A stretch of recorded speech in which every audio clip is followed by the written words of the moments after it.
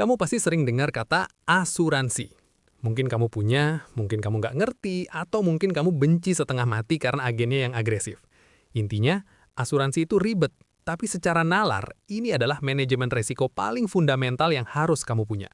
Asuransi bukan investasi, dan asuransi bukan tabungan. Asuransi adalah jaring pengaman finansial. Masalahnya, begitu banyak jenisnya sampai bikin pusing. Mana yang penting, mana yang cuma gimmick? Hari ini kita bedah semua tipe asuransi bukan dari sudut pandang marketing, tapi dari sudut pandang nalar murni. Siap-siap, karena ini bakal panjang tapi jauh lebih jelas daripada seminar keuangan manapun. 1. Asuransi jiwa. Dana warisan kalau nanti. Asuransi jiwa adalah jenis asuransi yang paling jujur dan paling sensitif. Logika dasarnya sederhana. Kalau kamu meninggal atau mengalami cacat total permanen dan kamu punya orang yang bergantung secara finansial padamu, anak, pasangan, orang tua, maka uang pertanggungan ini akan menggantikan pendapatanmu. Itu saja. Kita harus bedah subtipenya karena ini yang paling sering bikin bingung dan rugi. A. Jiwa berjangka atau term life.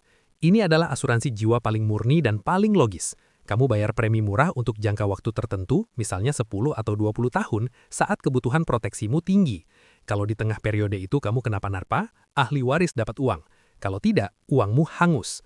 Kenapa logis? Karena proteksi maksimal dengan premi minimal, sesuai dengan filosofi asuransi, proteksi resiko. B. Seumur hidup atau whole life. Premi lebih mahal, tapi perlindungan seumur hidup, sampai umur 99 atau 100 tahun. Ada komponen nilai tunai yang bisa diambil, tapi seringkali nilainya kecil dan pertumbuhannya lambat. Ini cocok buat kamu yang benar-benar ingin mewariskan sejumlah uang terlepas kapan kamu meninggal. C. Dwiguna, endowment. Ini adalah hybrid antara proteksi dan tabungan, di mana kamu dapat uang pertanggungan kalau meninggal dan dapat uang kembali, lump sum, di akhir masa kontrak kalau masih hidup. Dulu populer, sekarang banyak yang bilang ini sudah kurang efisien. 4. Unit link, asuransi campur investasi. Nah, ini dia biang keladinya. Asuransi unit link adalah produk gabungan antara proteksi asuransi jiwa dan investasi dalam satu polis, di mana sebagian premi untuk perlindungan dan sisanya diinvestasikan ke instrumen pasar modal, saham, obligasi, reksadana. 2. Asuransi kesehatan, tameng dari kebangkrutan medis. Ini adalah asuransi yang paling sering diketahui orang. Biaya rumah sakit di Indonesia, bahkan untuk flu parah, bisa membuat dompetmu menangis darah. Asuransi kesehatan melindungi kamu dari biaya medis yang tidak terduga. A. Rawat inap, inpatient. Ini adalah intinya, menanggung biaya kamar, operasi, tindakan, dan obat-obatan saat kamu dirawat di rumah sakit. Cari yang limit tahunannya besar, sesuai dengan standar rumah sakit yang kamu inginkan. Jangan sampai kamu ngotot bayar murah, tapi pas sakit kamar kelas 3 pun nggak tercover. B. Rawat jalan atau outpatient. Meliputi konsultasi dokter, cek lab, diagnosis, dan obat-obatan di luar rawat inap. Beberapa perusahaan menawarkan ini, tapi seringkali dengan limit yang cukup ketat. Nalar bilang, rawat jalan yang biayanya kecil-kecil seringkali masih bisa kamu tanggung sendiri. Fokus utama harusnya tetap di rawat inap. C. Penyakit kritis atau critical illness atau CI. Ini sering disalahpahami. CI bukan untuk membayar biaya rumah sakit. Itu tugas asuransi kesehatan. CI memberikan santunan tunai atau lump sum saat kamu didiagnosis penyakit kritis tertentu, misalnya kanker, serangan jantung, atau stroke. Uang tunai ini berfungsi menggantikan pendapatanmu yang hilang. Pahami bedanya, kesehatan bayar tagihan rumah sakit, CI bayar kehidupanmu saat kamu tidak bisa bekerja. 3. Asuransi kendaraan, perlindungan dari ups atau maling. Kamu punya mobil atau motor, wajib punya ini, apalagi di jalanan Indonesia yang penuh cerjutan. Ada dua jenis utama, A. Total Loss Only atau TLO. Asuransi ini hanya membayar kalau kendaraanmu hilang, dicuri, atau mengalami kerusakan yang biayanya mencapai 75% atau lebih dari harga kendaraan. Ini murah, cocok buat kendaraan tua yang harganya sudah tidak terlalu tinggi. B. All Risk atau komprehensif. Ini menanggung hampir semua kerusakan, mulai dari lecet kecil, penyot, sampai kecelakaan besar. Tentu saja preminya jauh lebih mahal. Secara nalar, ini wajib buat mobil baru atau mobil mewah. Jangan pelit bayar premi all risk untuk mobil seharga ratusan juta. Itu namanya cari masalah. 4. Asuransi properti, melawan alam dan kemalangan. Melindungi aset bangunanmu dari kebakaran, banjir, gempa bumi, atau pencurian. Asuransi ini adalah pertahanan terakhir saat bencana melanda. Kamu bisa membangun rumah berkali-kali, tapi kalau sekali kena gempa, apa kamu siap membangun dari nol tanpa bantuan? Nalar bilang, kalau nilai asetmu miliaran, bayar premi beberapa juta setahun itu adalah harga yang sangat murah untuk ketenangan tidur.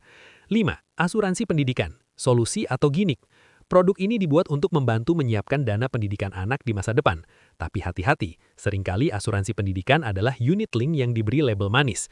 Sebelum kamu ambil, tanya, berapa murni proteksinya, berapa murni investasinya? Jika sebagian besar berupa investasi, kamu mungkin lebih baik ambil term life untuk proteksi dan investasi sendiri di instrumen yang pertumbuhannya lebih agresif, misalnya saham atau obligasi. Jangan cuma karena namanya pendidikan, kamu langsung percaya itu solusi terbaik. 6. Asuransi perjalanan atau travel insurance untuk jiwa petualang yang realistis. Melindungi kamu dari resiko saat bepergian, terutama ke luar negeri. Ini mencakup pembatalan penerbangan, keterlambatan, kehilangan bagasi, hingga yang paling krusial, biaya medis darurat di luar negeri. Biaya ambulans di Amerika Serikat saja bisa setara harga motor di Indonesia. Banyak yang bilang kalau kamu traveling jauh, ini bukan pilihan, tapi keharusan. Resiko kecil, konsekuensi finansialnya bisa sangat besar. 7. Asuransi kecelakaan diri atau personal accident, santunan cepat. Memberikan perlindungan jika terjadi kecelakaan yang menyebabkan luka, cacat, atau kematian. Ini berbeda dengan asuransi jiwa karena fokusnya hanya pada kecelakaan, bukan penyebab kematian lainnya. Ini biasanya produk sampingan yang diambil untuk meningkatkan santunan, misalnya kalau kamu punya pekerjaan berisiko tinggi. 8. Asuransi kredit atau pinjaman, menyelamatkan keluargamu dari utangmu. Ini biasanya wajib saat kamu mengajukan KPR atau kredit besar. Asuransi ini menjamin pelunasan cicilan atau pinjaman jika kamu sebagai debitur meninggal dunia atau mengalami cacat total. Secara teknis, ini melindungi bank, tapi manfaatnya ke kamu dan keluargamu. Mereka tidak perlu menanggung sisa utangmu. Nalar bilang, kalau kamu utang besar, pastikan asuransi ini ada agar bebanmu tidak diwariskan.